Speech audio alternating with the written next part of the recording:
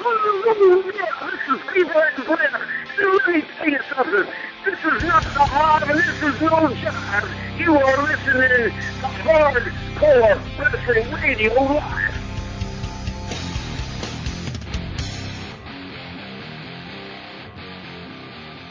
Hey everyone, welcome to another edition of Hardcore Wrestling Radio.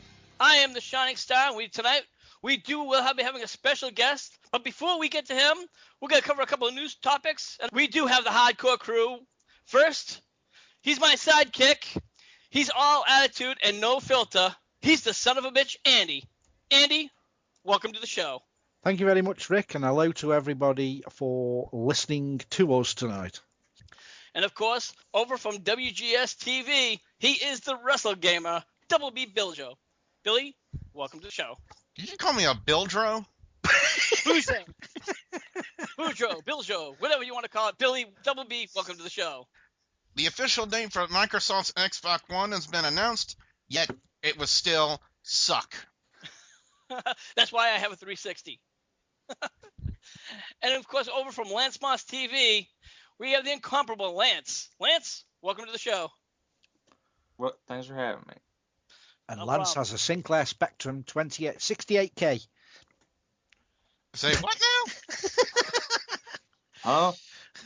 Well, one of you just said you've got an Xbox 360, so Lancey's got a Sinclair Spectrum. And of course, he's probably still hanging down with the Super Nintendo. Over from the West Coast, he's a Bay Area MVP known as Will. It's time to rumble! I thought he held the secret to Taco Bell tacos while making knockoff Air Jordans in the Houdat Temple. Hulk Hogan.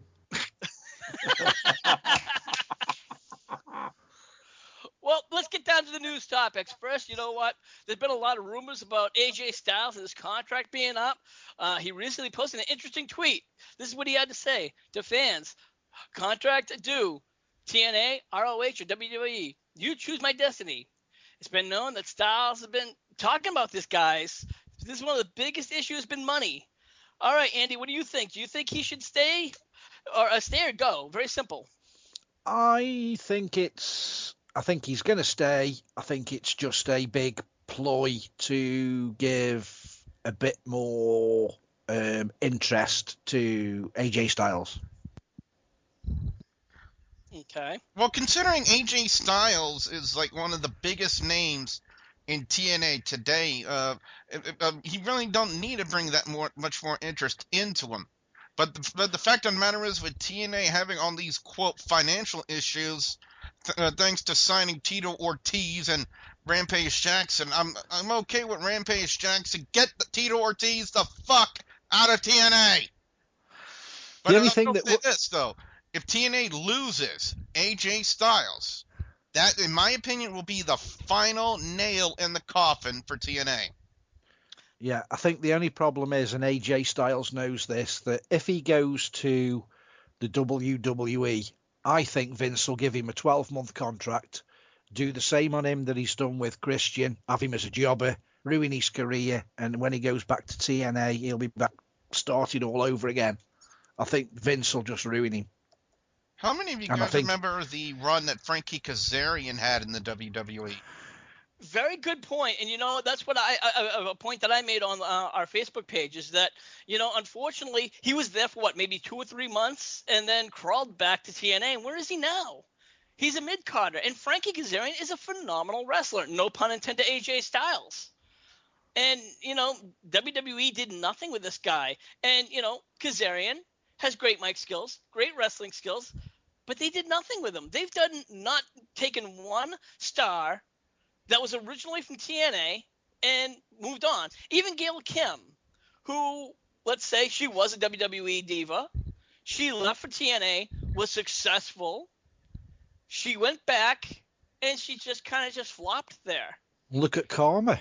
They screwed her career. Whether she got pregnant or not, they screwed her over. Exactly. That gimmick had so much potential to bring life and vitality into the Divas division in the WWE. And some people say screwing, and some people might can say, just unfortunate timing.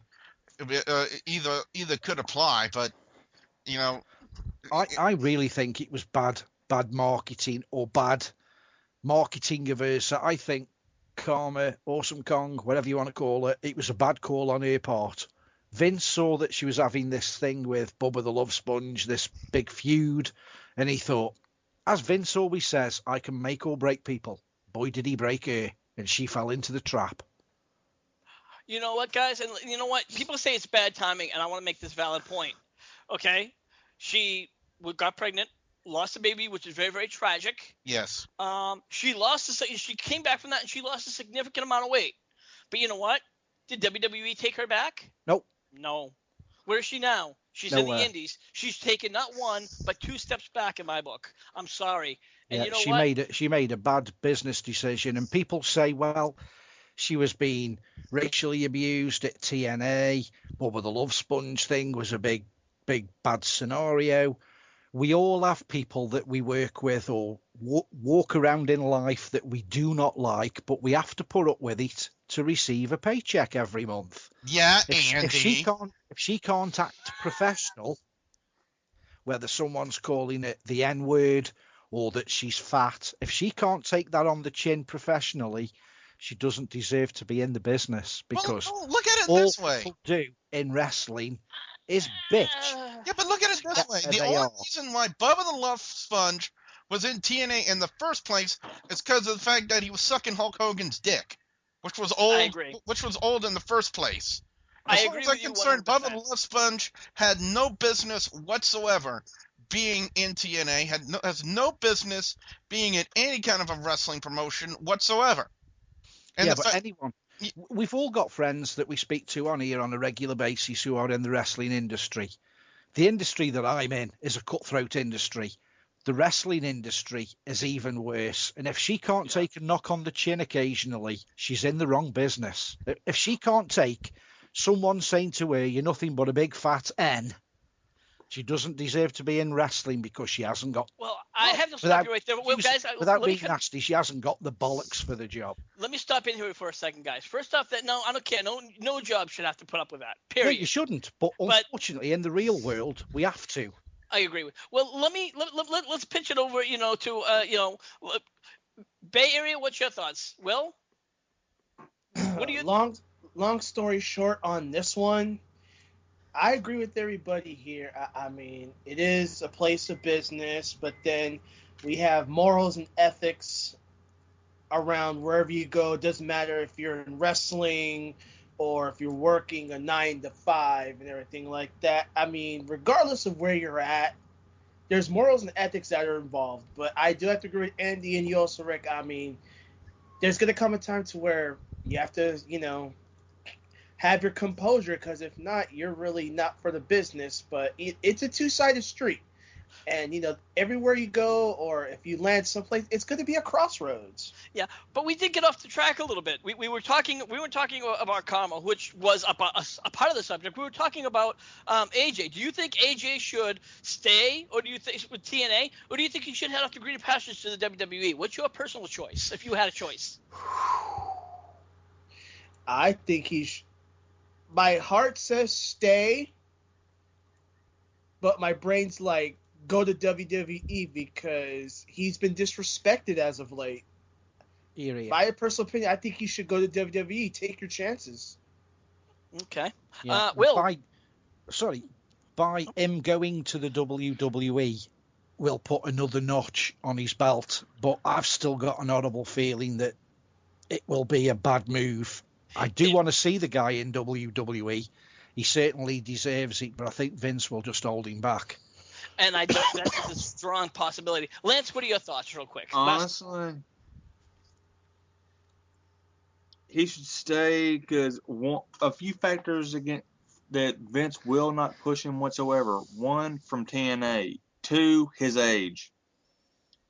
Yeah, he's up to he's at John Cena's age, 36, and John Cena is, don't get me wrong, John Cena is the number one guy in WWE, where AJ's the number one guy in TNA. Do you think that he's going to walk right into WWE and say, okay, hey, look, I want to be where John Cena is in WWE? Not a chance. Now, do I think he's going to get some kind of a push? Maybe, but he won't get any kind of a legitimate push. And that's pretty much it. We have a few more minutes before we can bring on our guests. Let's just try to move on to the next subject, which is a very interesting subject. We've known that right now Triple H has pretty much taken the reins of Vince McMahon. We thought for the longest time that Shane McMahon was going to be the one, the prince. Somehow that didn't happen. We knew that he'd run off and, in 2010, he'd left for the company. He sent in his resignation to be with a CEO company for You On Demand. Now, just recently, he put in his letter saying that he has now stepped down. He's still a principal executive officer, but he stepped down, guys. Andy, Billy, what do you think about that one? Well, we don't know the exact circumstances as to, why he stepped down. The only thing that people are reporting on is the fact that he did step down. I think one of the things we need to think about, and one of the things, questions that needs to be answered is, why did he choose to step down? And that's the one thing that, I've looked through all various wrestling Facebook pages ever since I heard that announcement. And one thing I have not seen is the exact reason as to why Shane McMahon chose to step down and just remain as a executive principal officer with this company.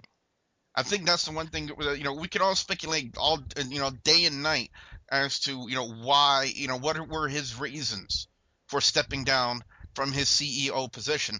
We could know that, he couldn't handle the pressure, or, another venture came up.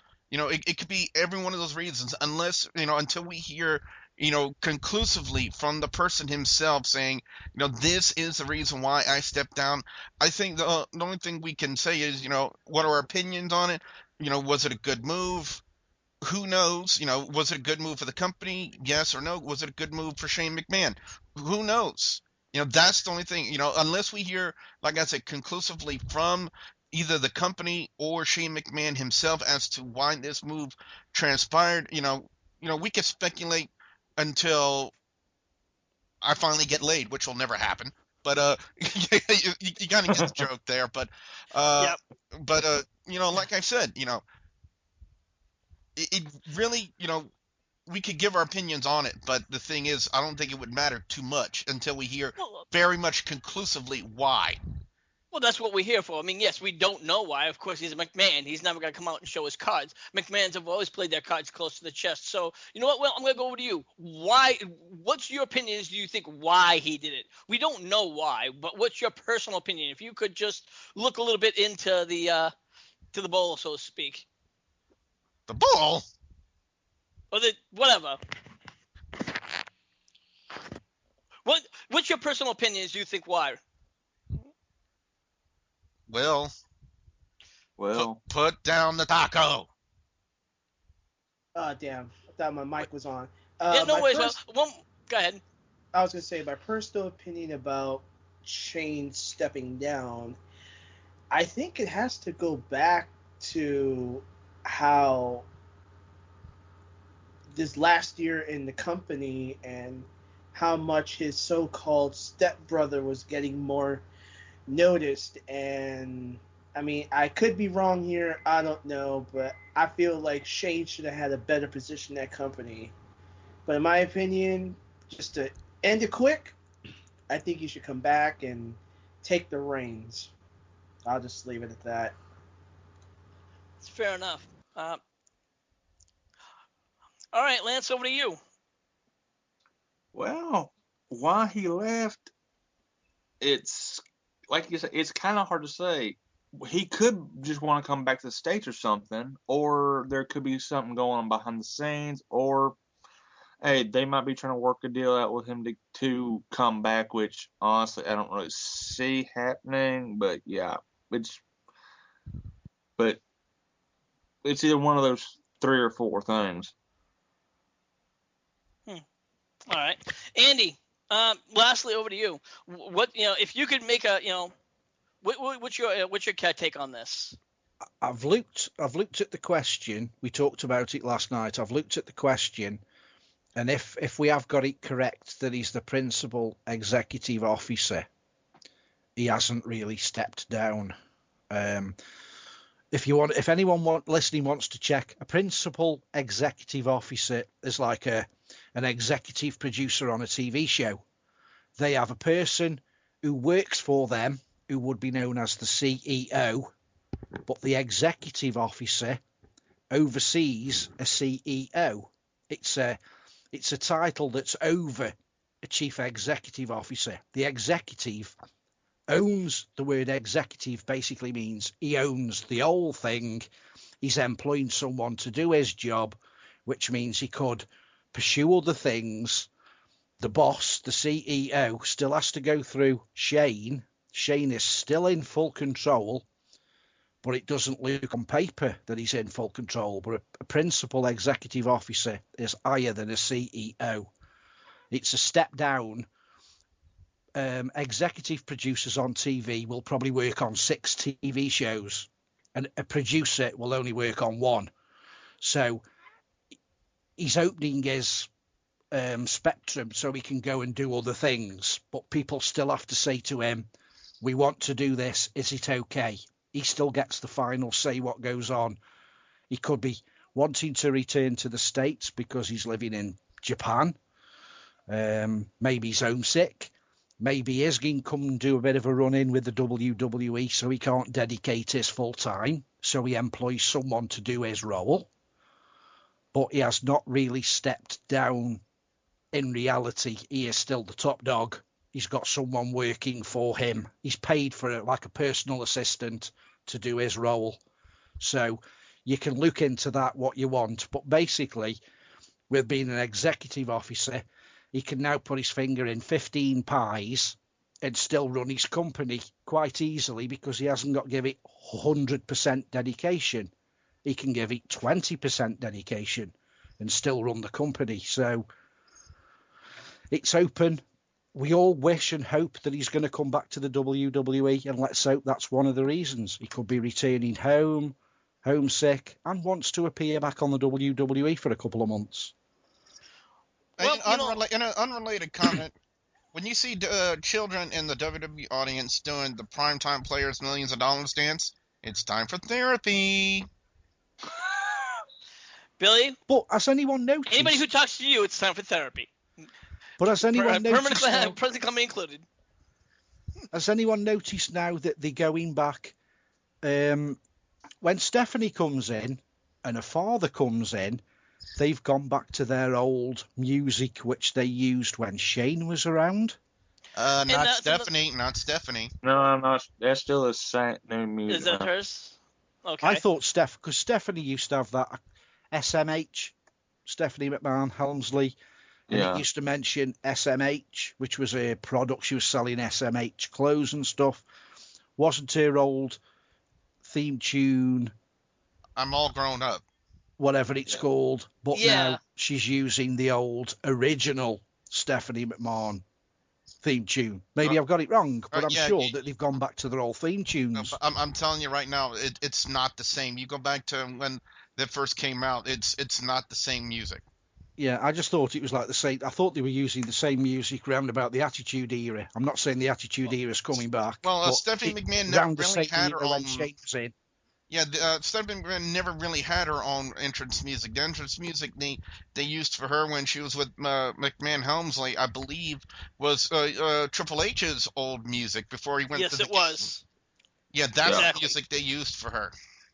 Yeah. Now, real question. All right. Last thing I want to cover about this. WrestleMania 30 is coming up, and WrestleMania 30, especially with the video game, they've really been covering the 30 years in the making. A whole thing about the history, talking about historical legends and stuff. They really want to cover it. Shane McMahon has been a big part of WrestleMania.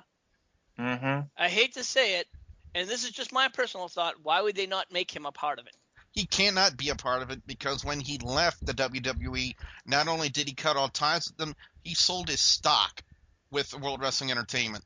So in any instance where they use his likeness or his name in the company, he has no entitlement to it. He cannot get any royalties from it whatsoever because he cut all ties with this company, with his family, and involving with the WWE or his name.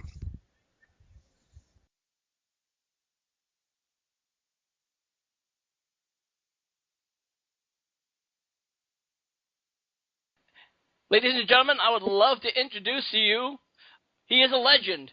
He is a future Hall of Famer. He has worked for the WWF several times. He is a publisher. He is also a politician. And he also works for Celebrity. He is one of the killer bees. He is B. Brian Blair. Brian, welcome to Hardcore Wrestling Radio. Oh, yeah. Well, let me tell you something quick. The first thing I had to do was I had to drive down to Fort Lauderdale today, you see, because I knew I was going to be on the show on Hardcore Wrestling. So I cruised on down. I went down to Beehive Avenue, and I stopped at the corner of Pollen Street, and I saw my main lady, Hazel. So I said, Hazel, I need some energy. So she gave me a quart of Orange Blossom Special. So I chugged that Orange Blossom Special down, and now I got my toes tapping. I've got my wings flapping, and I'm ready for some jaw jacking and for some back cracking. So what you got to say, Big Rick? I got to say it's awesome to hear, and I say welcome to the show. And man, it's just a pleasure to have you. And I'm sure I speak for everyone here when that's to say welcome. You know what? I noticed that you also trained with a man named, now I'm not sure if I'm saying it correctly, Hiro Musata. Is that correct? Hiro Matsuda, Rick, come on. This guy's Matsuda, man. He was a legend. He stretched everybody from Maine to Spain and deep down into Ukraine. Hiro Matsuda is a man of men. God bless him. I mean, he was like, he trained everybody that you could possibly think of. I mean, there's guys that quit like Lex Luger,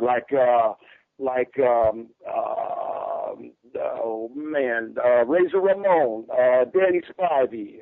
Let me think of the other guys that quit. Only 3 people lasted in 3 years of training, and this is the honest truth.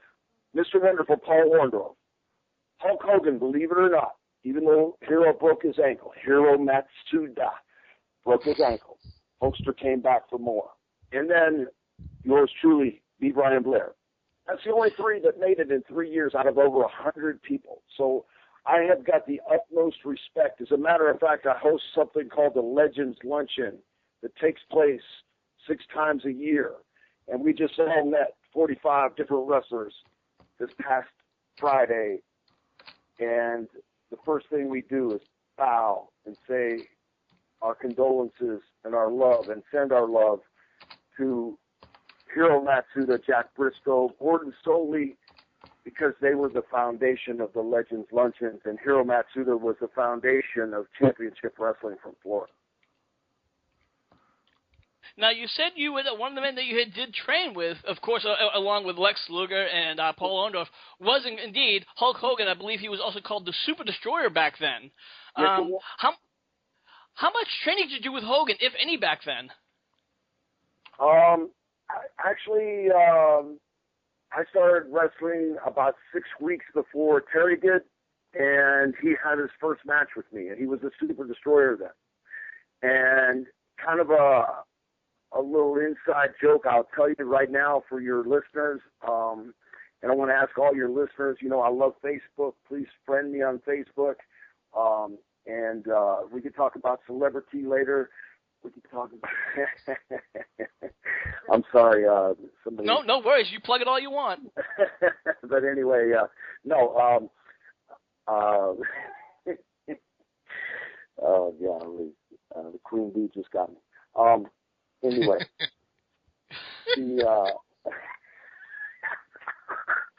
I apologize. You guys are making me now I'm all messed up. That's that's what's normal. We're all normal people. We're all normal just like you. We appreciate the fans. I'm no better than the fan that thinks he's the worst person in the whole world, that he's failed in life, that he's done everything wrong or she has done everything wrong in life, and only wishes they could have a replay. I'm no better than they are. The only difference is that I wanted a replay, and I grabbed a replay, and I got a replay because I came from humble beginnings. I came from getting busted with food stamps. I came from not having a dad at home. I came from having 4 brothers and sisters and just eating Spam and powdered milk and powdered eggs and wondering what was going to ever get me by life. And through faith, through good guidance, And through my own personal will, I persevered and became the dream. I lived the dream that I always wanted, was to be a professional wrestler. And I remember following Jack Briscoe around this store called Zayre's when I was like 11 years old, saying, you know, I want to be a professional wrestler. I want to be a professional wrestler. And lo and behold, I was, and I am. As a matter of fact, I'm wrestling on the 28th in Madison, West Virginia. So if any of your listeners out there are anywhere close, you're going to see Ricky Morton and I, along with the great Bobby Eaton as a special referee, have the first ever Legends World Heavyweight Championship title on the line in Madison, West Virginia. And I'm just so honored to be a part of that. But going back to what I was getting ready to tell you, or getting ready to share with you, because I don't tell anybody anything. As a matter of fact, I get told where to go more than I tell anybody anything. But Hulk Hogan and I were, when he was a Super Destroyer, and Matt Suda was there, and Eddie Graham, and the Briscoes, and anyway, it's Terry's first match, and we're wrestling in Chiefland, Florida, and supposedly it's a 15-minute time limit Broadway. So we get in the gym each day, and we're practicing, and we're ready, and you know, trying to get everything we can to make an impression on everybody that we could possibly make an impression on. And I'm telling you, there was some great talent there. And he was with Ivan Koloff and a bunch of really wonderful villains at the time. And Jack and Jerry Briscoe, two of my greatest friends. God bless Jack. He's in heaven right now, I pray. But anyway, we worked out this 15-minute time limit match, and we hear 12 minutes gone. So we start kicking it in, and we're already huffing and puffing and biting our tongues. And then it's 13 minutes gone, and we're huffing and puffing. 14 minutes gone, and so now we're going into the false finishes. And I'm looking, I said, Terry, look. I said, man, we're having a fabulous match, man. This is awesome. The people were really into it. And I looked, and I said, Terry, look, all the guys are out. Look. And he looked, and all the heel side was out, the babyface side was out. Everybody on both sides were out to see this tremendous match. I could not believe that they were out to see two rookies doing their thing like we were doing. 14 minutes gone. All of a sudden, we're, boom, false finish. Small package, sunset flip, boom, clothesline, 1, 2, pick up. 15 minutes gone, 15 minutes to go. Whoa, somebody changed the time limit on it. That wasn't real cool. Ooh. So, oh man, so you want to talk about the worst match in history? That was our match. It was the best match for the first 15 minutes, and they were all out there because they knew they changed the time limit. And we were just huffing and puffing, and only God knows why we got through that, but we did. And it was hilarious. To the guys anyway. To the fans, it was like, please, next match. Sounds like it. Wow, man. Now, it's well known that you were part of the Killer Bees with Jumping Jim Brunzell in the WWF, or now it's called the WWE. What might not be well known to a lot of people is that you had 2 prior stints with the company. What was that like? Oh, it was great. Vince Sr. was super. You know, I tell you what, Vince Sr. was a man of men. He was the first person that ever sent me to Japan. I'm getting ready to go to Japan again in November for the first time ever for All Japan, because I've spent over 2 years of my life for New Japan. It's going to be very different, but Muta's in control there, and Muta was always a big star in New Japan, and, you know, things change over there. It's a different country. It's a whole different psychology. It's just totally different. So I'll be going over for All Japan Pro Wrestling, and I'm looking forward to that. I really am. And I just every match right now, I appreciate, I cherish, I train hard. You know, a lot of people, you know, remember the Killer Bees, but I feel more I feel much more satisfaction in my singles career. Yeah, I noticed that a lot of tag teams over the years, they do kind of split as to why they do just go their own way, no matter how long they do, whether it be Demolition, other teams, but they, even The Rockers. 3D, the Rockers, the 3D. But those are just a few. They do have to go their own way, and they want to get that gold for their own, and they just want to get their own achievements. One thing that I did notice that who did want to get his own achievement, we all know that Triple H now has taken over the reins of the WWE. He's pretty much the new Vince McMahon of the company. The one person who knew that didn't take that role was Shane McMahon. He's decided to leave the company for greener pastures. What's your take on Triple H taking over? Well, I mean, I think it was a natural move because Triple H understands the business. Paul understands the business inside and out. I mean, he's been there. I mean, he knows far more than Shane does as far as what a wrestler, an everyday wrestler goes through and the life of a wrestler. And Shane is a bright, very, very bright individual who learned so much from his dad and also his grandfather. And I just feel that it's a natural fit for Triple H to be the takeover. You know, owning stock in that company, which I have on and off for years, I think that the shareholders should rejoice in the fact that Triple H is going to be the one leading the company rather than Shane. And I don't mean to diminish Shane in any way, shape, or form. And they may wind up working together. I don't know what the deal is. I mean, Steph's got a lot of pizzazz as far as that goes. She knows a lot of stuff. I mean, they were both students of their daddy. I mean, I was a student of their grandfather.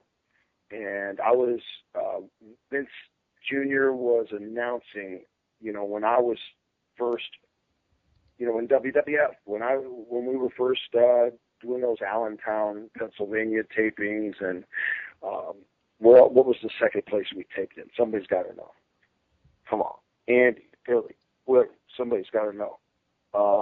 Allentown and Billy, yeah, I think Billy's the historian here.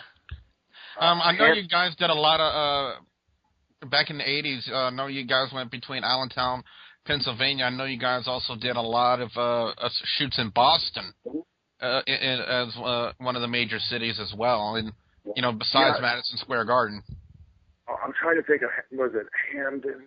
There were two small towns that we filmed in religiously, and no inhibitions, just the guys right there, and even though it's kind of like a closed bathroom, so to speak, and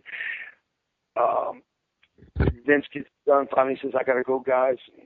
Whatever he said to Terry and I, and he turned around and left. And Terry said to me, he goes, "Brian, look." And we looked in the toilet. It was pure blood. Oh. Vince had just got done peeing, Vince Sr., and nobody knew that he was sick at the time. And the toilet was just full of blood, and it just kind of freaked us out. And about a week later, we heard that he had, the cancer, prostate cancer. And so Vince Sr. was a class act. A lot of people say bad things about Vince Jr.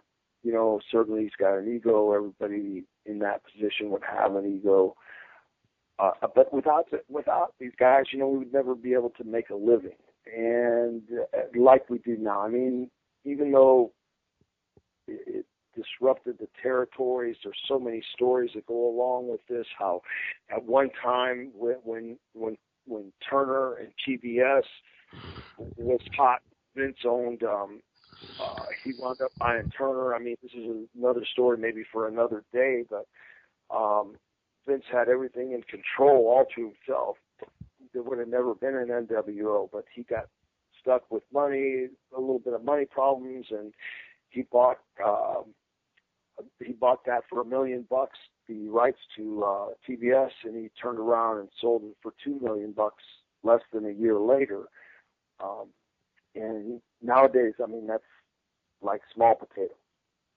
So there's a lot of ways that history could have been altered. But Vince Sr., I believe you asked me about him. He was awesome. Yeah. Yeah, indeed. Now, moving on real quick to your, outside of your wrestling career, you have written actually 2 books. One that I'm interested in is in 2001, you released one book that was entitled Smarten Up and Say It Right, which is a tell-all book about the Lingo's wrestlers that used behind the curtain. What inspired you to write this book? A lot of wrestlers would say this is kind of a no-no thing to do. Well, it was because everybody was talking the smack that's in the book that they didn't understand on television, number one. Number two, it was to preserve the language of Carney, Kiz Arnie. In Florida, you couldn't wrestle if you didn't know Carney or Kiz Arnie. If I couldn't say Rick or Riazik or Andy or Iaz Andy or Beazilly or Weazil, I mean, I'd be, or he is our Kiz or Riaz wrestling. I couldn't wrestle in Florida. It's like, yes, Steve Kern, why his teeth are bent back in the front. Well, it's because he didn't duck the Piazunch from Bob Orton Jr. He didn't duck the punch because he was going to be lazy and not learn Carney, and that was taboo. We had to learn Carney. So there was twofold. It was for the young kids that were trying to understand the business, and it was for everybody to understand how to speak Carney, carry on the tradition of Carney. Understandable. All right. Now, again, moving on, you've done a lot of great things. You've published, like you said, you've published the books. You've also ran as even elected as county commissioner for Hillsborough County, and even your latest venture, you're now working for a company called Celebrity. Celebrity. Celebrity. That's a company that 2 partners and I founded, and if you go to drinkcelebrity.com. You could see it. We're in over 1,000 stores right now. We're in 19 different states. Celebrity is an organic, 100% organic RTD, ready-to-drink tea. It's absolutely fabulous, guys. If you haven't tried it, I mean, send me your address or whatever. Email it to me. I'll send you a case. You'll love it. Or go to Thirstmonger. That's thirstmonger.com, and people that if it's not at your grocery store, you can buy it off the internet at thirstmonger.com. And it's so high in antioxidants and it's so healthy for you. It's just it's not like drinking tea. It's like drinking from the fountain of youth. It's just I can't explain the feeling you get when you drink Celebrity. It's like on a hot day. It's great when it's chilled, or on a cold day you can heat it up, or if you happen to like vodka, I mean you can mix 50% Celebrity and 50% club soda and make an adult drink. And I'm by no means encouraging alcoholic beverage consumption. I'm just telling you the way it is. But Celebrity has been really good. So, I've done a lot of things. I own Gold's Gyms. I started with one, and I built I built 4 and the rights to 4 more, and I sold those for a lot of money. It's public record. And then I became county commissioner in a county that's larger than in population than 7 other states. I was countywide commissioner. I beat the present mayor of Tampa, Bob Buckhorn, hands down in a countywide race. And then, I'm a conservative, so I got lots of heat from the liberal media who doesn't like conservatives. And I like liberals, so I don't know why they do that. It's just, I love everybody. But we all have different views of how you should run government. To me, I think the taxpayers can spend their money better than government can. Large government, as the far left, the liberals think that government should be the cradle grave answer to everything there is. Well, to me, that's not what, our forefathers, wanted this nation to be. It's about capitalism. It's about whoever works hardest gains the most.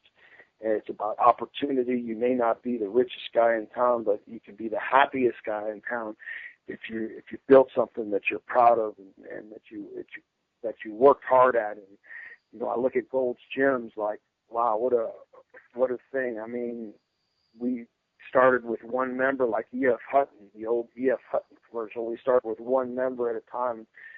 I had in total, well, when I sold the clubs, I had over 50,000 members. During that 10-year span, I mean, we had hundreds of thousands of members. So, you know, it was a great business, kept people healthy. But right now, celebrity is the deal. And, again, if you go to drinkcelebrity.com, you can see what that's all about. Yeah, and actually, we do have that on the top of our Facebook page. So make sure everyone drink Celebrity. And believe it or not, I will be sending you an email because I am a tea drinker.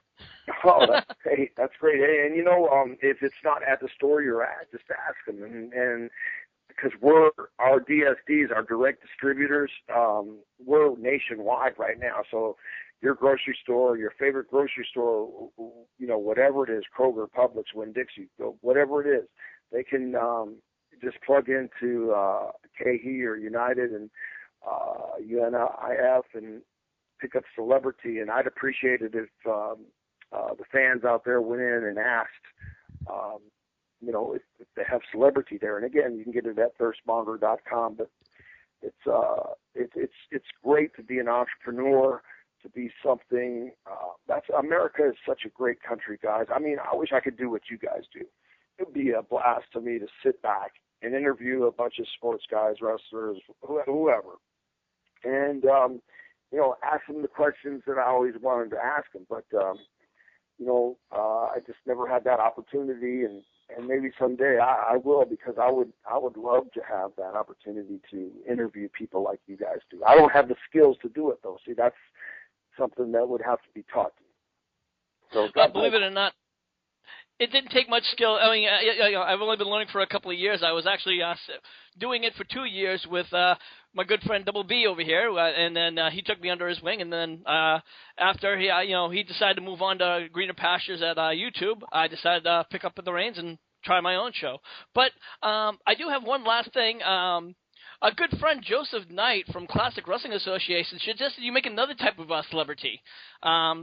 He suggested you might make a grizzly energy drink, you know, because he thinks a good grizzly drink could slap a panda down. Oh, my head! Ow! Uh-oh. That was an inside joke somewhere other than my ballpark. Panda Energy from TNA. What is it? Panda Energy, TNA. Panda Energy drinks. What is Panda Energy drink? It's the backing, the financial backing to TNA. I thought that was an electrical group. Is it an electrical group? I thought it was a drinking group. This shows you how much I know about TNA. No, I don't know. I don't know where we're at, but I thought, Panda Energy. I thought it was an energy drink. I was pretty sure it was an energy drink. I could be wrong, but you know what? I'm going to pass the questions on to the son of a bitch, Andy. It's a power company. It's a power company, okay. Kind of makes sense to have the word energy in the name. Well, I've seen energy drinks too, so again, I guess I'll step back and I'm going to take the reins over. Andy, over to you. Hi, Andy. Hi, Brian. It's take two. Hi, Brian. It's Andy all the way from sunny UK. It's absolutely throwing it down with rain here, but nice to talk to you. And you've put many a smile on many a faces over the waters here in the UK. My first question is a controversial one, and one that you probably... Is this Billy? I'm Billy. Okay, who am I talking to? You're talking Andy. to Andy. I'm sorry? Andy. It's like you went over each other. I know it's a Skype thing. It's Andy. It's Andy. This is Andy. Andy. Okay, Hello. Down under. Andy. From the sunny UK, but it's absolutely throwing it down with rain here. So my first question is one that Brian, before you say a word about your first question, I got to say God bless my brother from another mother, Davey Boy Smith. Oh, I miss him so bad. But go ahead. Here. One question I have got, and you're probably sick of answering this question, but I'm dying to know the answer. The infamous Iron Sheik ring roast from 2009, kayfabe commentaries with Sean Oliver. Was it actually a staged event where the Iron Sheik blindsided you and punched you in the face, or Absolutely. was it a legit blindside? It was totally legit, and the Sheik, I feel sorry for him. You know, he's had a lot of bad problems, a lot of misfortune, and I don't wish that on anybody. You know, I'm sincere when I say I love everybody. It's like Will Rogers said, I never met a man I didn't like, yet even though I say that, I mean, there's a few that I stay away from. But the Sheik is one of them, and he had no reason to do that. I don't know what the heck he was thinking. I have no idea why he did that, trying to create his own angle or whatever. But after he did that, I would have done anything to have any kind of a match with him, with any kind of a match. I just couldn't believe that he did that to me. But he's always held a grudge with. We were wrestling in Hershey, Pennsylvania, and he said, BBB, Iron Sheik going to stretch you tonight. I said, you're not going to stretch me, Sheiky. He said, yes, I am going to stretch you tonight. And I thought he was kidding around. Anyway, he tried to go, he did go behind me. And then he he took me down, and he rolled around toward the front, and he front face locked me. And I gave him the office. That's like I squeezed his wrist, which means you're hurting me. And he didn't loosen up. So I rolled out of the front face lock and wound up ankle picking Sheik, break his ankle. And he was just saying, no, BB, no, BB. I was just kidding, no, BB. And I was really perturbed, and I don't get perturbed like that very often. I mean, I've had 5 shoots with guys in the ring, and I haven't lost one of them, but I never started one of them. But Sheik was mad at me ever since that day because it embarrassed him in front of the guys. Do you think maybe he did it, and you're probably unaware of this, but do you think he did it to promote the sales of his DVD, or the DVD that you were both a part? I don't know if you got any royalties from that show, but the reason why I say that, because after the incident, it was shown on local news in the UK. It hit headline news, the scuffle, and it was one of the best-selling DVDs in 2009, wrestling-wise, whether it was WWE, TNA, Ring of Honor. It outsold all the other DVDs, and I'm wondering, that's why I asked, was it a storyline? Because it sold a lot of DVDs on the fact that he basically blindsided you, which was, in my opinion, very unprofessional. It was totally unprofessional. Let me just say this. I mean, Andy, if you can send me where I could at least look at that, I would appreciate that, because I've never gotten a 10 cents off of that. And if I get anything off of that, because I'll have my attorney look at it right away, you'll have a nice paycheck coming. No problem at all. I'll give the link, because it's quite easily accessible now on. Because I'm saying this nationwide right now, worldwide, that in fact, because people aren't allowed to do that, and it's what gets me so bad. You know, we don't have a union like the NFL or like baseball and somebody to go patrol the world. We don't have that, and we don't have good people like you, you know, to tell us what's going on. We can't ever get our money, and you know, I've paid the price. I mean, even though, you know, I've been very blessed. I'll be honest with you right now. I'm a Christian man, and I love the Lord, and I'm not going to push my religion on anybody, but I'm going to tell you that I feel so good with my relationship with Jesus Christ, and I feel so good about that I've let a lot of people slide and do a lot of things that has probably hurt my family financially, and just out of kindness and niceness, but I got to stop doing that and be a realist and realize that, you know, I've paid the price, and people that are making money, I mean, they need to you know, pay the people that made them the money. And I will gladly pass those details to Rick, and then Rick can pass them on to you privately without going through the rigmarole of the show, and hopefully you'll get what's owed to you from that, because it is totally out of order making money off celebrities, to be honest. It really is bang out of order. I'll have that emailed to you by the within the next couple of days. Yeah. You guys, and you know, it's like, you know, it would be like somebody pretending like they were you guys, or taking your stuff and putting it on Saturday Night Live or whatever, and you're not getting a little kickback. I mean, it's just fair business. It's fair. It's just fair. And I get these cards. I'm one of the nice guys in the professional wrestling world. I get stuff in the mail every single day, and I don't mind it. I sign them all. You know, and I probably shouldn't say that, but I do. I sign it all. I send it back. I don't charge anybody a nickel. I help with the boys and girls clubs, and anything I make, I always take care of my charity.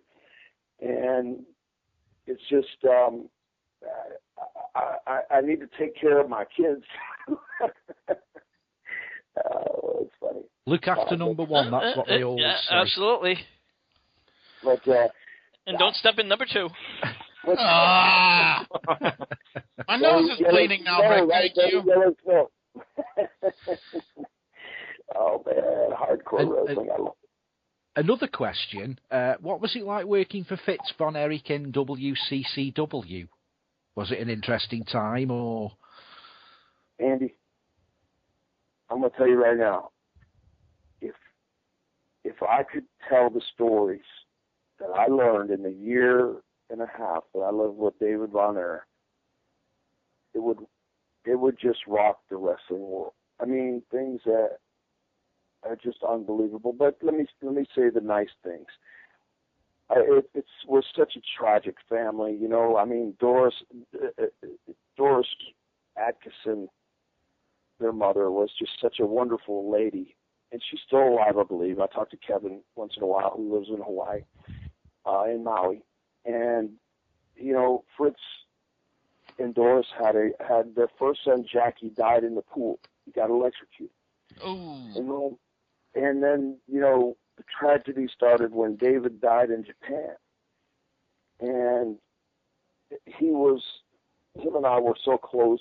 Him and the whole family and I were very, very close. And Fritz would put $100 bill in my paycheck every week. And a lot of people don't know that Fritz wanted me to mentor his kids and knew that they had drug problems and other issues. So he paid me to do this. And I couldn't control a lot of things.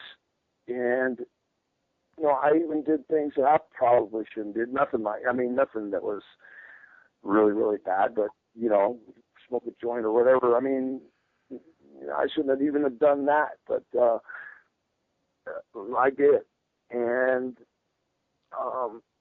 especially when you're trying to mentor somebody that is doing more and more of other things, and it was always a battle, and it was a time in my life when I was very young, and just it was an honor for Fritz, for Jack Atkinson to have that much trust in me, and for Doris Atkinson to have that much trust in me via the Briscoes, Dick Murdoch, Killer Carl Cox, these guys that would tell the Atkinsons, you know, let Brian Blair help your sons.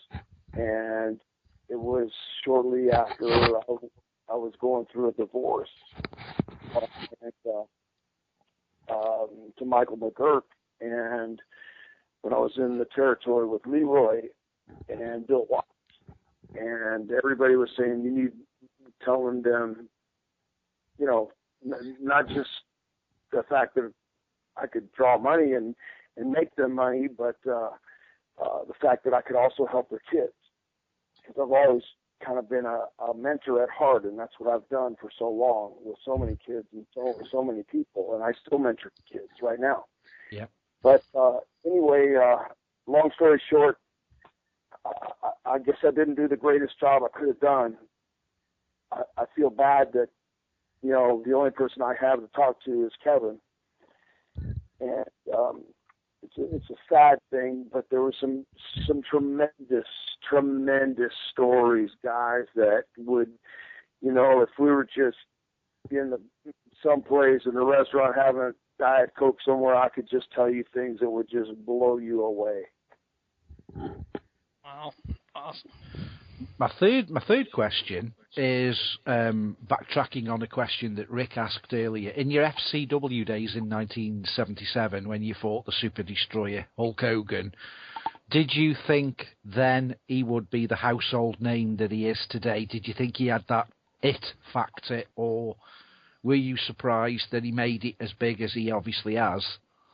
Well, Andy, let me just tell you, the it factor, he was with Ruckus, a group called Ruckus, and they played at the Holiday House. They played at several places, and Terry's older than I am, so when I was 16, I was sneaking into, the drinking age was 18, and I think Terry was like 20, and he would help me sneak into the bar, tell the person that I'm old enough to go in, and they'd let me in, and because we met each other in the Armory watching wrestling at the front row.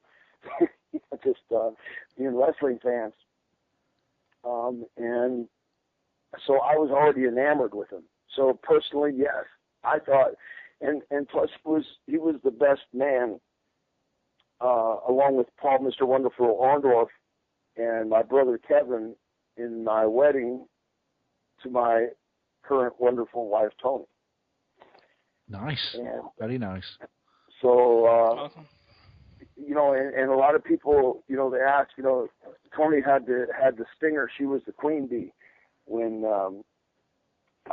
for Herb Abrams' organization, and that gets asked quite often. But we had a cattle prong, and I'll never forget when she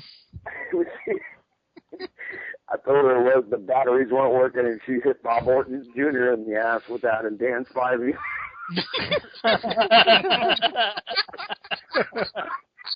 That's the cattle prong for Herb Abrams. And there's this poor little petite little girl, and they look down and they want to kill her. And Wow. Oh gosh, just good old fun. You guys make me think of good stuff. Thank you so much. Is it true? I found some information on the internet, and we know how truthful the internet can get at times, but if it's true, then I'd like to try and get to the bottom, because it's an unsolved mystery. The information I found, it basically said that you witnessed Brutus the Barber Beefcake's parasailing accident. If so, if it's true, is the statement also true that you're probably one of the guys that possibly saved his life from drowning? Is that correct? 100% correct. And my wife was there at the time as well. And she had no idea what was happening. Everybody was parasailing that day off Mike Hannis's on his lake. And Brutus the Beefcake was out in water that was about chest high. The rope was probably 100 yards long.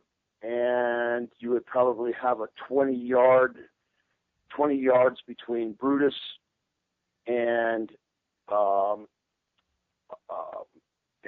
just between the person getting ready to parasail and Brutus. And we had been doing this all day long. And Mike Hannis, who owned the property, the boat, and everything, he and Brutus actually had lived together for quite a while. You always had to turn to the right just in case, for some slight reason, somebody didn't get airborne, they wouldn't hit you. You would be turned to the right. If you can picture this, they're holding the rope, and so they're holding the rope, and they're on the right side of the rope. If you're staring at the rope, and you're looking at the boat, he's on the right side, and so he says go, puts his hand up in the air, waves his hand, says go, and he turns to the right. He had done this all day. For some reason, he was with, there was a girl named Stacy who was a friend of mine, Ed Barbara's girlfriend at the time, and I was holding her chute open, telling her to get ready to go, and there was another, a redhead guy named Paul who held part of the chute. He would hold part of the chute, and then he would jump over to the left just to make sure that he could tape everything and view everything that he was doing.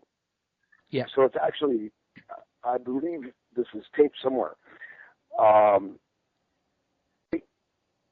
He turned to the left, and for some reason, she didn't get any air underneath her, and she lifted her knees up, trying to clear his head.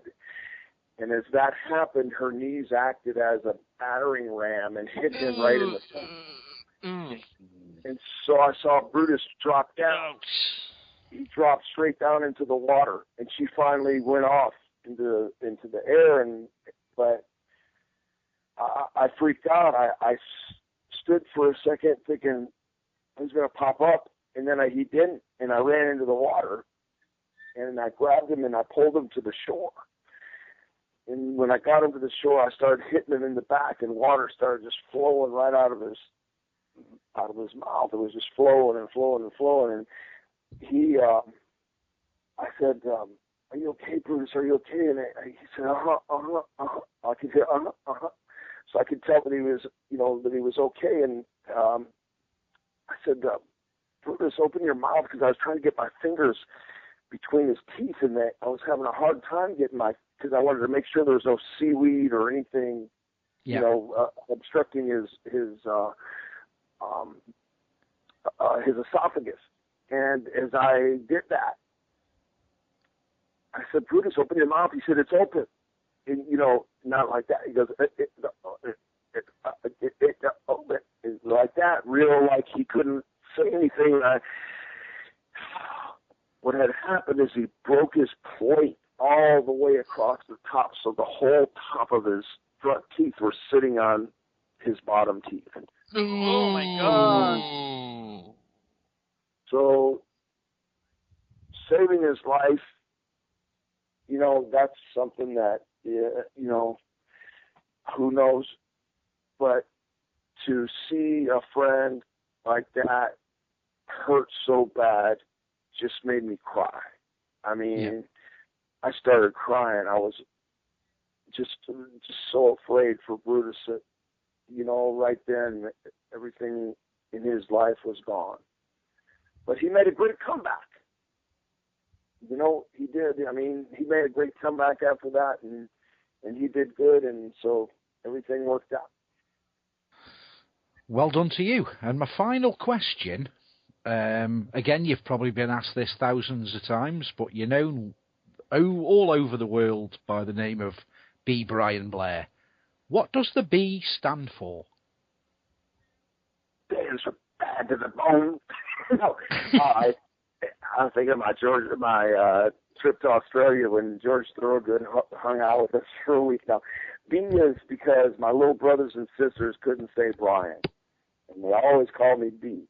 So my sister Cheryl, and Carol and Kevin and Mike, just all my brothers and sisters called me B instead of Brian, because most likely because my oldest sister found a lazy way to say my name, or a cute way, and she, because we're only a year apart, so, you can imagine growing up, we're just kind of learning to walk and talk at the same time. So she called me B, and so my mom called me B, my dad called me B, everybody called me, my uncles, my grandparents, everybody. And even though, like I told you at the beginning, my parents were divorced when I was younger, when I was about 12 years old, my dad is the best man I could ever ask for as a father. He's a wonderful, wonderful man. He just went through heart surgery tonight, and I know that he's doing good right now. And I've got a wonderful mom who lives in my guest house, and beautiful sisters and brothers, and I'm just grateful for all of them. And that's how it started. B was because That's what they call me. So my friends call me B, which means, and my family calls me B, which means that you guys can call me B, please. Thank you very much, and blessings, and hopefully everything will be fine with your father. And one final question, which I've forgotten, somebody's prompted me. I'm always asking wrestlers, guests that we have on the show, what is your favourite road story? Now, it doesn't matter if it contains bad language, anything you like, hardcore wrestling, anything goes. Take the stage and give us your favourite road story, if you can think of one off the cuff. I've got so many to tell you, from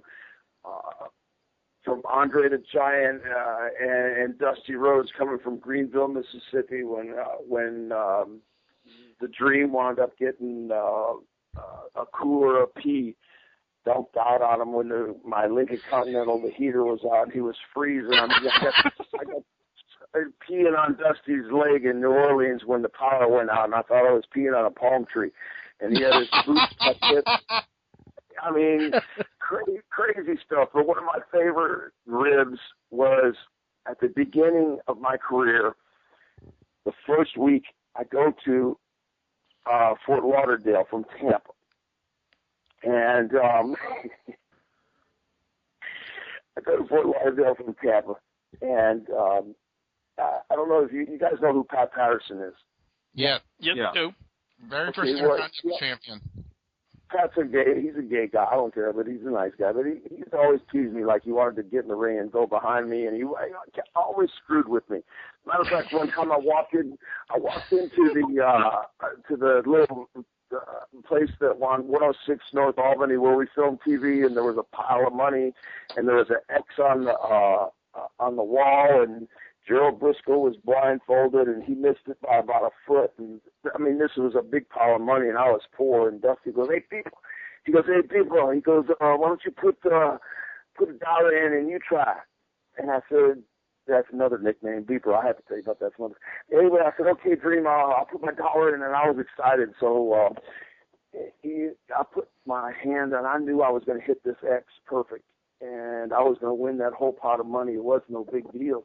And I was lined up ready to go, and I started walking, boom, boom, boom, and all of a sudden I hit that X. Well, it wasn't the X, it was Pat Patterson bent over, and I hit him right in the booty hole. And he didn't even, I pulled my blindfold off right away because I knew that wasn't no wall or no X. Everybody was laughing, and it was funny. So that night, on the way to Fort Lauderdale, the Briscoes changed the clock because I fell asleep, and so I wound up running into Fort Lauderdale an hour early in Pat Patterson's ring jacket that he had given me as a present for my first match, and because I didn't even have a ring jacket, I couldn't buy one, I couldn't afford one, and he gave me one of his purple sequin ring jackets, and trust me, I didn't have to pay him back in any way, shape, or form for that. And so I ran in there an hour early. They made me get dressed in the car, and I looked like a fool running in. There was nobody in there. I knew I was on first, and so that started out the night. But the real rib was coming back. Here we are in Gerald Briscoe's Lincoln Versailles, and really nice. Just brand new. And we're about 50 miles from Yeehaw Junction coming back from West Palm Beach. And all of a sudden, we hear honk, honk. Well, Pat Patterson had a brand new gold town car, and his boyfriend, Louis Dondero, was mooning us out the roof. And Frankie Kane, the great Mephisto, was driving, and he was laughing. And Pat was in the passenger side. He was getting chauffeured in his own car there. And so they're having a good time with us, and they're mooning us, and they won't leave us. Every time we slow down, they back up. The Briscoes are laughing. Ha, ha, ha, ha. Finally, Jack says, "Dang, Beaver," he says, you got to do something. You got to get even with them. What can we do? And Gerald Briscoe says the same thing. Yeah, what can we do? So they passed us up, and one of them says, I think it was Gerald, said, yeah, let's just pretend like we're peeing. Pull up, let's pass them, and you jump in the trunk. And when we get to Yeehaw Junction, you'll have your pants down and just moon them real good. We'll make sure they're right behind us. And I said, dang, that's beautiful. I'm going to moon the crap out of them. I'm going to moon them good. So I was already, we pulled over to the side of the road. They passed us. I pulled my pants down to my ankles. Was in the back of the truck. Can you breathe? Yeah, I can breathe. Okay, stop. Hold on, they're stopping. Hold on, they're stopping. They're peeing now. Okay, we're stopped, and supposedly they're peeing and everything, and I'm in the trunk waiting, and they're talking to me. Yeah, I can breathe. Oh, I promise I'll moon them the best I can. Yes, you better. Oh, God. Yes, you. No, I will. And so, okay, they're going now, and I feel the cars take off, and all of a sudden, okay, Pete, we're right behind. They're right behind us right now. We're right at Yeehaw Junction when we pop this trunk. 1, 2, 3, you moon them real good. I said, okay, I will. Hurry. 1, 2, 3. Bingo. That truck pops up. I literally reached back and grabbed the cheeks of my booty and pulled it as far open as it would go. And I shook my ass as much as I could shake it right then to moon them. And it's really stupid. And what they had done when they had stopped that time was they had backed up into the Stuckey's restaurant picture window full of people. Oh, no. And I hear the horn going, the horn won't go off. And I look and I don't know what to do, and I look behind me and I see this black guy's tapping this gray-haired lady on the shoulder, and people are coming, and the window's getting fuller and fuller and fuller, and the horn won't stop, and I don't have no clue what to do. So I dare risk it, and I try to get out of the back while I tripped out of the trunk, and they got more than a moon. But probably less than most hoped for. And I looked at this guy that had dropped his gas pump, and he was laughing so hard at Mephisto and all of them, Luis Dondero and Pat Patterson and the great Mephisto, they were all sitting in the corner of about 20 yards away laughing their ass off. So as I try to get up now and try to not look at these people so they can see my face, I try to grab the back to get back into the Lincoln Versailles, and they start driving just fast enough where my trying to grab my pants to pull them up, and I'm waddling, and I'm trying to reach to the back to open the thing. They're driving just fast enough where I can't reach it, and then they took off, and they left me there with all these. And so that was one of the hardest first ribs. Well, not first, probably the 5th or the 10th before I had been in the business a week. And, oh gosh, I could tell you 100 more after that. I'd like to write a book called Ribs to Go, because wow, that was just the beginning of a long career of, and you know what? I've got something already for when I get to West Virginia on the 28th, and I'm rumbling with Ricky Morton. I got a rib already set up that's going to be funny. It's going to be, and so when we're in Madison, West Virginia, you guys are going to hear somebody tell you this story, but I'll leave it like that. Good enough. Awesome. We got a few more guys going to ask you some more questions. We're going to pass them around. I'm going to pass it off to the Wrestler Gamer from WGS TV. Billy, over to you. Oh, man, I just imagine. I'm just trying to picture in my head you waddling, and then you giving the fans not only the full moon, but apparently they saw the stinger as well. The stinger that they saw probably looked like it was broken off. You know what I mean? Oh, man. I gotta ask you. You were more well known in the WWF at first for your pairing with Jim Brunzell in the Killer Bees. How did that pairing and the gimmick of the Killer Bees come about? Well, Hulkster called. I was working for Florida before Eddie killed himself. God bless him. But anyway, I was working in Florida, and we were doing some great business. Actually, it was Mike was running the place then, and I was working with Ravishing Rick Rude, and we were jamming. Right before that, Jesse Barr, we had some tremendous matches, and we were selling places out every single night. WWF, that was the new thing. Some stuff had happened that was, some of the payoffs I got were like they were trying to make up on their end and pay all of their bills, you know, on each show, and I was not getting what I felt that we should be getting paid. So I was a little disgruntled about that. But anyway, and for as a side note, I never missed a match. I never missed one match in my entire. I've had over 5,000 wrestling matches in over 40 countries, and I never missed one match ever.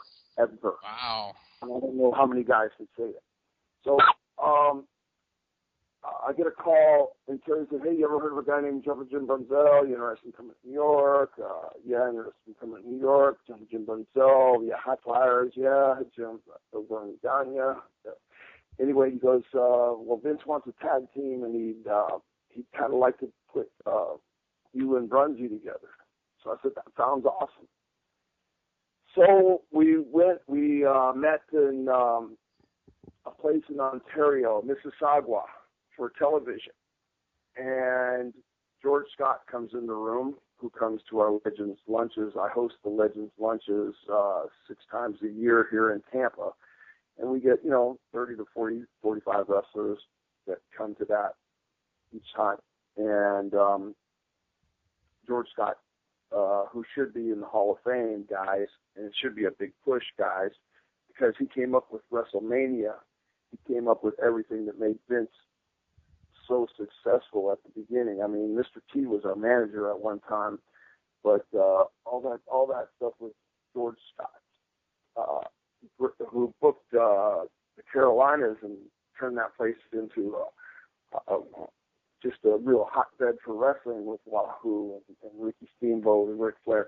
But anyway, he comes in and he says, and Jimmy and I are talking to each other, getting to know each other a little bit, having, a nice conversation. George said, "Listen, Vince wants you guys to think of a name for a tag team name. You're going to be on in about 30 minutes. So you got about 15 minutes if you can. Either we got to announce you by your single names until we think of a name, or you got to have a name." And I said, "Okay." I forgot what Jimmy said, and I was thinking before I even got there about the 72 Miami Dolphins. They were all B's, and I was thinking Brunzell, Blair were the Killer Bees. They were called the Killer Bee Defense. You guys remember that? Anybody? The Killer Bee Defense. I'm gonna be honest with you, I do not. Okay, yeah, because that's long before most of our time, But I do, because I was a little boy and I remember the Killer Bees, the Miami Dolphins, who in Florida, obviously you guys don't, because I'm in Florida and we didn't even have the Tampa Bay Buccaneers then. So Miami was the team, and their defense. This is the year they went undefeated. So, and just this year, they went to see President Obama to be honored for the first time ever. So that's modern history. And I said to George Scott, he turned around to leave, and he hadn't even gotten out of the room. And I said, "Brunsy, what about the Killer Bees? Do you like the?" No, I said, "Brunsy, do you like the Killer Bees?" And I said, "The 72 Dolphins." And George turned around right away, and he goes, "Man, I like that. Oh, golly, that's great. I'm going to go tell Vince that." And just as he did that, Lanny Poffo reaches into his bag, and Lanny pulls out a pair of bee tights. I couldn't believe it. Lanny had every kind of tight there was, man. A knight. He could have been a scarlet knight. He could have been whatever he wanted. He had every outfit there was. So anyway, he pulls out a killer bee tight. Wow. This is square to God, honest truth. I mean, and we modeled the very first trunks off the ones that Lanny had, And George went across to where Vince was in the gorilla position or wherever, and came back and said, Vince loves it. You're now the Killer Bees. And that's where the name was born, and that's where it came from. Now, and what many people consider to be one of the greatest WrestleManias of all time, WrestleMania 3. I remember that you and Jumping Jim Renzel were involved in that pay-per-view. I got to ask you, what was it like competing and performing in front of so many tens of thousands of people? I mean, it was like anywhere. I think it was like up towards 70 or 80,000 people. It was 93,127 people. And if you ask Jesse Ventura, he said, does that count me and you, Gorilla? And there would have been 93,129. So it was wild being in WrestleMania 3. It was probably the greatest experience I could imagine looking back. And I went up to where the sportscasters and people were up there. It was just such an event. Wrestling had just taken white collar, blue collar. It had just exploded, absolutely exploded. And I went way, way up. It took me so long to get up there, and I looked down and I thought to myself, who would want to watch a wrestling match where you can't even see the wrestlers? That's how high up I was. And we can't even see their faces. And then I thought later I would, because it was such an experience, there was such an aura about it that it was just so captivating. And when we rolled out on those cages, unfortunately, we worked with the Sheik and Volkov, which is the hardest people in the whole world to have a good match with. I mean, you put us with the Hart Foundation, Amen, or put us with Valentine and Beefcake, or anybody that can move. But to work with the Sheik and Volkov was a curse. I mean, Nikolai, and I love Nikolai, one of the greatest guys in the world. You give him a clothesline, and it takes him 4 stages before his back hits the ground, and so a knee, and then an elbow, and then his side, and then a hip. It's crazy. And Sheik's the same way, I mean, it's the gimmick that gets the heat, but when it comes time to, unlike Paul, Mr. Wonderful Orndorff, who could work with a baby face like Junkyard Dog, who I always loved and appreciated and have many, many stories about and with, all good. Mr. Wonderful, one of the greatest heels ever of all time, without a doubt, would make Junkyard Dog look like a superstar, and Junkyard Dog would never leave the center of the ring. It would be backdrop, hip toss, clothesline. Paul was always feeding him. Are you guys following me? And then Sheik and Volkov, you really literally had to pick them up to slam them. They didn't want to get slammed. You had to pick them up. So, maybe that's what that hernia I got is from. But they had Slick, and Slick is their manager then, and Hacksaw was his big entrance into WWF, and he's still riding that wave, like we all try to, and continue to. I wanted to ask you, following your departure from the World Wrestling Federation, I do know that one of the promotions that you ended up going to was the Universal Wrestling Federation. And now I'm somewhat familiar with the way the promotion was ran. I'm not too familiar, like on the backstage stuff, like who was the booker and who was promoting it. I know that you did work a lot. Another person that was big over there was one of the late great Dr. Death, Steve Williams. What was it like to work with him? Dr. Death, Steve Williams was great. He was the world heavyweight champion, and Brunzell and I were the world tag team champions for the UWF. And Herb Abrams didn't know what he was doing. God bless Herbie, man. He was just a wrestling fan that got in so deep. He got introduced to a friend of mine. And this is a big story right here. I mean, it would take me so long to tell you, but a guy who worked with MCI who had $50 million, Tom Kenny, and his brother who was a big-time wrestling fan, who was his accountant, they wound up Herbie conned him into funding this operation. And Herb had no idea how to promote or what to do. And, oh, boy, it obviously, it didn't last. They went through millions of dollars. And, Steve was great. Excuse me, Dr. Death, Steve Williams was great. And, shoot, I don't know what else to say without getting into a whole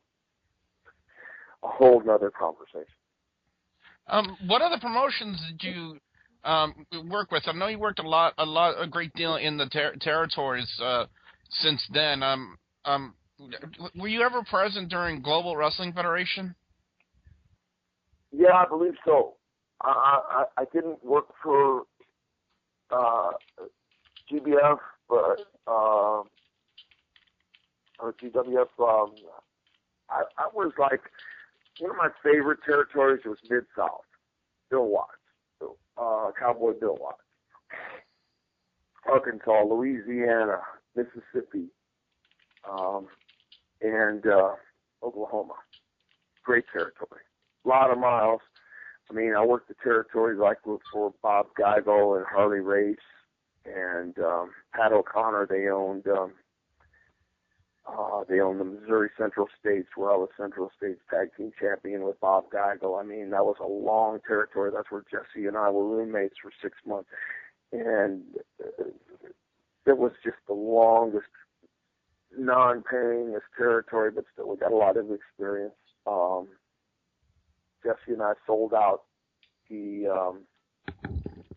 big building in Kansas City that hadn't been sold out in over a year, even with Bruiser Brody on it, who was, God bless him, a great friend of mine. We were two green guys, and we sold that place out, and we were just too green to be in the position we were in. They hadn't seen a heel like Jesse, and for some reason I clicked as a baby face, and they related, and Jesse had done something to me where they really wanted to see me kick Jesse's butt. And so as soon as I hit Jesse in front of that live audience of 10,000 people, it was woof, woof. So that woof, woof kept on, and Jesse never stopped me like he should have. And like I should have known, not blaming anybody, except for the owners that thought we were smarter than we were. And it wound up that, I beat him up so bad that what else was I going to do to him? Stick a knife in him, stick a fork in him, he's done. So, well, anyway. Well, thank you very much for taking the time to answer my questions, Mr. Blair. Before you do go, I just want to for one thing, if you can, we usually ask everybody if you could just say that you're this is Brian Blair, and you're listening to Hardcore Wrestling Radio. Thanks a lot. And of course, one last kind of thing, where can everybody find you? Everybody can find me at Facebook at Brian Blair in Tampa, Florida. Or that's the best place. So, and message me, whatever, be sure to remember drinkcelebrity.com or thirstmonger.com if you want to taste the greatest organic, 100% organic tea in the world. And, I love my friends on Facebook, so please ask your audience, or I'm asking your audience, Facebook me and let's be friends. And tell me your stories, and I'll answer your questions. And that Facebook, that's on Brian Blair on Facebook, or B Brian Blair on Facebook? Brian Blair on Facebook. There's two of them, so go to the one that you'll see a lot of wrestling stuff. All righty, we'll do. We'll make sure to do that. Mr. Blair, again, thank you so much for coming on, and we don't want to take any more of your time. Well, it's not you guys are great. I could talk to you all night long, Rick, Andy, Billy.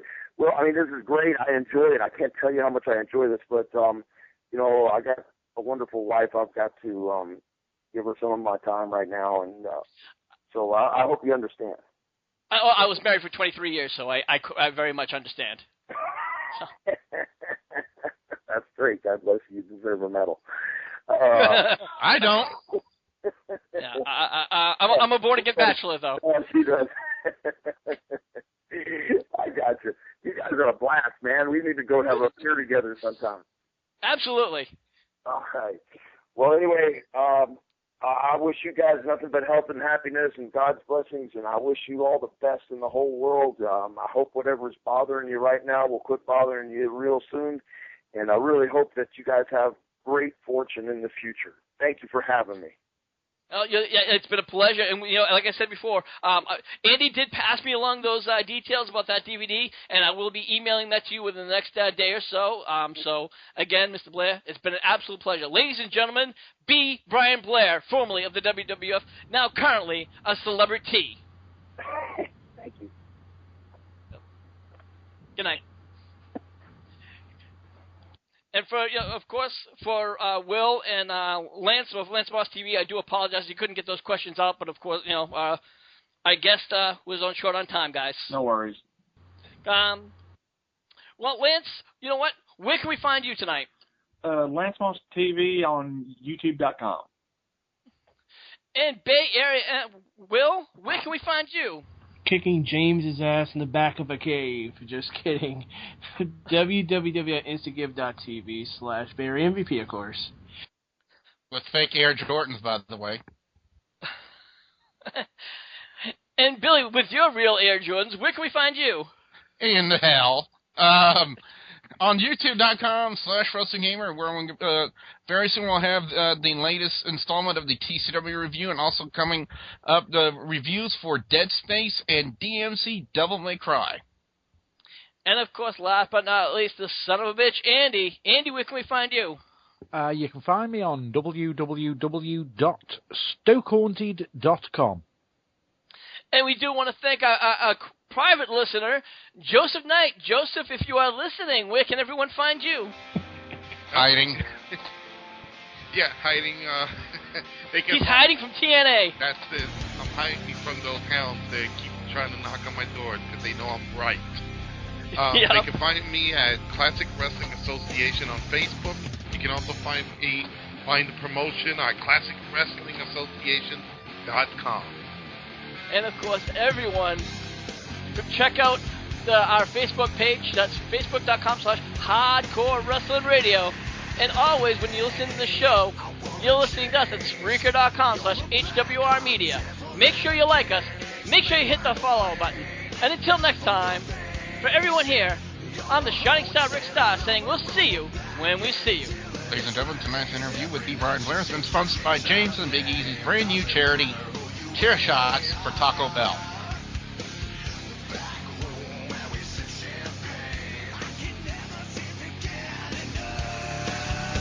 Thank you for listening to this edition of Hardcore Wrestling Radio. Be sure to follow us on our pages, Facebook.com/Hardcore Wrestling Radio and Spreaker.com/HWR Media, and also on YouTube.com/HWR Show. Until the next time, this is Rick Starr saying see you when we see you.